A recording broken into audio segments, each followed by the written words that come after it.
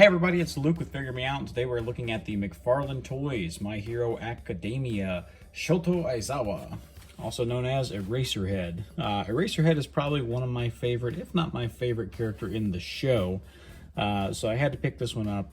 Haven't really been doing a whole lot on this line, but, you know, because they're kind of hit and miss as far as I'm concerned. There's not really any that jump out at me, but Eraserhead, had to get him. Take a look at the packaging. We've got the spin around here, so you can see everything that's going on there. 22 moving parts is what they say, is what they tout. So I think that's just the standard McFarlane fare these days, which is nice. I really do. I do like the McFarlane figures for the most part. But that's pretty much the box there. Take a look. There is a window at the top. There is some words and stuff at the bottom if you cared about that. But let's go ahead and crack this thing open and take a closer look at Mr. Aizawa. And here we are out of the package. And so with McFarlane, there's a few things I like and there's a few things I don't like. Talking about some issues out of the package, first off, I did get some warp on this foot. I don't know if you can see that or not. I don't know if the camera will focus on it. But the pin was sticking out pretty good. The foot wasn't fully flush on there on the toe joint, so that wasn't ideal. And then a few of the fingers were kind of bendy in the package there. This hand was the worst. It looks like a Midoriya hand rather than a Aizawa hand. So that's pretty bad. But talking about accessories, let's talk about some accessories. First off, it comes with the alternate head, and that is awesome. Shows off his power when his hair goes up and he has those goggles down, he opens his eyes, cancels other people's quirks. So that's pretty cool. You also get the scarf that kind of represents that too, how it's all floaty and, you know, pulled out. I do wish some of these were a little bit longer so that you could really, you know, extend them out and wrap them around some other folks. But I guess you could kind of do that on your own too if you had some simple cloth, just like a gray, you know, little cloth. You could do that pretty easily. So not too bad there, but it definitely makes a pretty cool effect. I'll have some pictures at the end with the alternate head on there. Talking about the aesthetics on him though, I really do like this. It looks like it just stepped out of the TV show and into my hand. So that's pretty cool. They will get a sleeping bag variant in the future. That'd be kind of funny. Comic-Con exclusive? No, Todd. You know, you can take that idea and run with it if you want to, but I think that'd be kind of funny. But anyway, detail on the face is pretty good. You know, you got the little 5 o'clock shadow. You got the sleepy eyes. He definitely got like the little wrinkles around his eyes. You know, you can see a little bloodshot there. He does have the scar, so this is must be after the attack on the what was it? The UA Japan training facility, whatever they called that thing, where they went and there was all the disaster zone. If you haven't seen the show, spoiler alert, that there's an attack on that and he gets a scar in it. It's not really huge plot point or anything, but his face does change in that because he didn't always have that scar there. And on this one, he actually, I don't see the scar on this head, so that's interesting. This head doesn't have that. There are no eyes painted behind this. It is just one solid piece, so just kind of a note there. But it does look really good. I think I'd like this head, honestly, a little bit better. I don't know, they're both great. So head sculpts are on point. Talking about some articulation, and it's a little bit limited. He can look up a little bit. He can look down pretty good. He can kind of bury his chin, and that helps a lot with the alternate head. Again, you'll see with some photos in the end. But we do have a double ball peg underneath there, so that's pretty good. Got the big ball on the bottom, small on the top. I think that's the way to do it if you're going to do it, because then you get, you know, a pretty good amount of attitude. You kind of get in all directions, so that's pretty cool. You can kind of shift forward and back, and you get a little bit of, you know, a little bit of room to play around with there. Arms go up to about 90. There is a little bit of a butterfly in there as well. It's that McFarlane style system. Full rotation, bicep swivel, double jointed elbows come in all the way as far as you could possibly want them. And really, if you ratchet both of these, it would actually probably bend in upon itself. It's so articulated. You do get a lot of gapping when you do that though, so just be aware. At the wrists, you do have that hinge that goes up and down, and then you can turn it to get it to go side to side as well, so that's awesome. At the waist, we get a rotation. We get a crunch forward, which crunches forward really good. Whoop, lost his head there. Crunches forward really good, crunches back, just an incredible amount. And then you get side to side as well.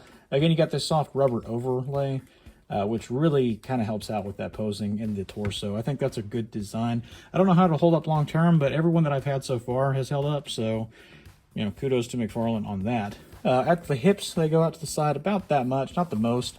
They go back pretty good amount because he's got that soft diaper. You can actually get back pretty much all the way if you wanted to. Same thing with forward. You can kick forward really good. Once you get to a certain point, though, it kind of starts to kick out to the side because of that sculpt there. But going straight forward, you get about 90. So single jointed knees, not the greatest fan of those. Not the biggest, you know, plus on this thing. Probably the biggest negative, honestly, is the single jointed knees. But it, you know, you get in most poses that you're trying to get into. There is a rotation there as well at the boot, at that joint. And then you get ankles that are hinged to go down, and they go up. And then you can turn them so you can get some just crazy pivot if you want to. You can break his leg, if you want to. And then you get toe hinge that goes up pretty far. Toe's a little far back, but hey, it is what it is. And just in case you're wondering, here's the alternate head and the alternate cowl piece. So he can look down pretty good. He can look up a little bit better with this one, actually. And then you still get just a crud load of side to side. It does tend to pop off a little bit. It's a little bit loose. But I'd rather have that than it being super tight. And you get that same kind of shift around. So if you want to do that, you can bring it around town. For a size comparison, here he is next to a couple of Legendary Heroes figures. We've got, I think this guy's name is Clownface, and then Savage Dragon. And I chose these guys because I feel like they would fit perfectly in the My Hero universe. You put those as villains or heroes or whatever, fighting alongside or against him, these are going to look good. And he definitely scales, pretty well with those. You could definitely make that into a display if that's something that you wanted to do. For another comparison, here he is next to the Jazz Wears Leviathan from Fortnite, and then the Foosh Articulated Icons Brown Ninja. And again, the Ninja's probably pretty small. McFarlane's more of a 7-inch. This is more of a 6-inch scale. And the Ninjas are kind of small on the 6-inch scale anyway. More of a true 6-inch scale. But I think that, you could possibly make that work. He's he trains high schoolers. So, I mean, that could kind of go in there. Then as far as the Leviathan, again, My Hero Academia is full of crazy characters. I don't know why you couldn't fit any of the Fortnite characters into that. Peely, just all of them would fit right into that universe. So that's pretty cool. And I think that he's a little small, but I think they scale pretty well together. Finally, for our last size comparison, here he is next to the Marvel Legends Union Jack, which utilizes the Bucky cap. And you can see that's a little small still, but I think you could probably make it work. I don't know how tall Aizawa was supposed to be, but I always thought he was more of a medium height kind of guy, so that would probably be a little small. But the McFarlane Fortnite Skull Trooper is neck and neck with them, so I think that would scale really well with each other. So you could definitely have that as a villain that he's fighting, or again, a hero alongside him. But My Hero's kind of, you could go either way with the design on the characters there. So that's it. That's the new My Hero Academia Shota Aizawa, aka Eraserhead from McFarlane Toys. I really like this figure. I got it because I like Aizawa a lot. He's one of my favorite characters in the show, hands down. And I think this is a really good figure. I think that if you like the show, you're definitely going to want to pick it up. If you've been picking up the other McFarlane My Hero figures, you're definitely going to want to get this one because he's probably one of the better ones out there. I don't have a lot of those. I think I've only got that guy with all the hands on him. I forget his name. I'm blanking on it right now. But you know who I'm talking about. The guy with the hands. Shigaraki? Is that his name? Shigaraki? That sounds right. Anyway, doesn't matter. I would recommend this figure. If you don't collect My Hero, or if you haven't seen the show, probably pass on it. If you're just going to get one from it, though, if you're just going to get one from the series, like I'm picky and choosy on this, and like I said, I got this one because it looked really cool, and it wound up being really cool. So definitely a recommend from me if you like the show. What'd you guys think, though? Hit like, hit subscribe. Let me know down in a comment down below what you guys think of this. You going to pick it up?